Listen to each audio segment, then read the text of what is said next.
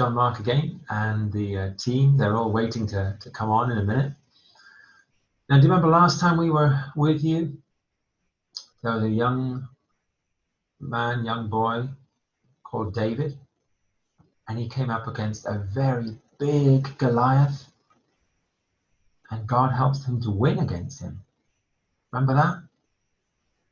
Well, that young David later became king of all of Israel. And he grew older, and he had a son called Solomon. And that King Solomon is the one that we're going to see today. So, let's open the book and let's hear the story. The wise king. When David died, his son Solomon became Israel's new king.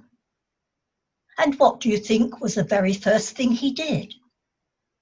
Pass some new law? No. Send his army to fight some new enemy? Not likely. Order himself a fancy new crown? Never. No, the first thing he did was to kneel down before God and pray. Good for you. God said to Solomon, Now, what would you like me to give you? Solomon could have prayed for anything at all. But what do you think he asked for? A long life? No. Victory in battle? Not likely. Loads of money? Never. No, the only thing he asked for was wisdom. It's going to be pretty hard work ruling over all these people. And I want to do a very best job that I can. So, help me, God. Give me wisdom so I can make the right choices. And help me to do the right thing every time.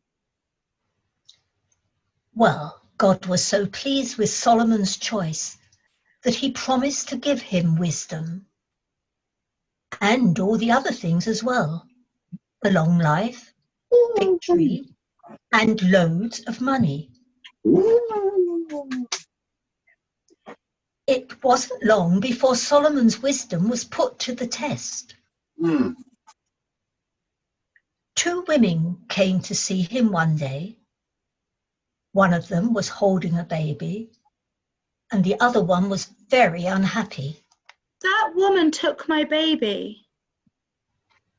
Her baby died, and when I was sleeping, she came in and took mine. That's a lie. And she held the child even more tightly. Solomon looked at the women. Solomon looked at the baby. And what do you think he did? Give the baby to the first woman? No. Give the baby to the second woman? Not likely. Keep it for himself? Never. No, he called one of his soldiers and told him to raise his sword above the child. Now, cut the baby in two so that each of them can have a piece. The soldier was shocked. He looked at the king. He looked at the baby. But before he could use his sword, the woman who claimed her child had been stolen cried out, Stop! Let her have the baby. He's my baby, but I'd rather see him raised by someone else than be cut in two. No, the king is right. Cut the baby in half. It was exactly what Solomon had hoped for. Don't ham the baby. Now I see who the real mother is. The real mother would rather give up her baby than see it harmed. And he took the baby from one woman and gave it to the other. And what do you think God's people did? They clapped, they cheered, and they thanked God for giving them a king who was both wise and good. Thank you.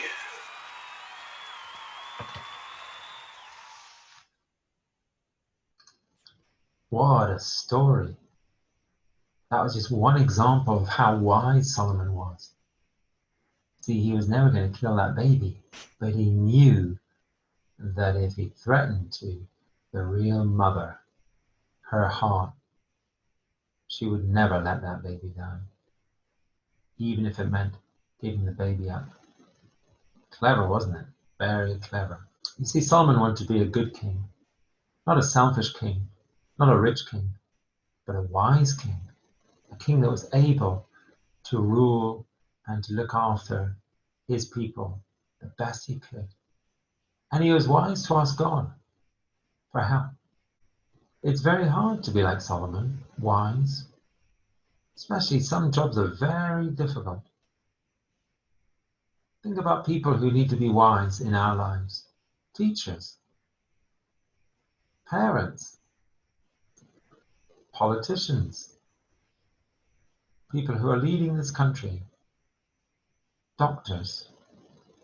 Wisdom is a very important thing. Knowing what to do and how to do it is very important. And we can always ask God to help us.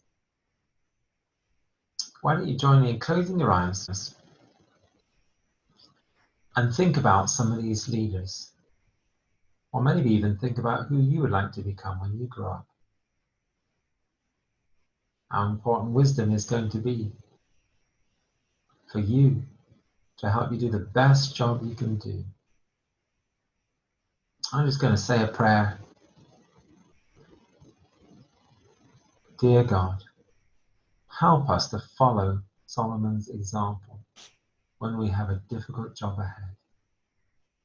Help us to ask for wisdom. Amen. Well, next time we have a remarkable story. It really is quite something, a hard one to believe, and yet it's really a terrific story. So have a great couple weeks and half term, and we hope to see you in the new term. Take care. Bye for now. Bye.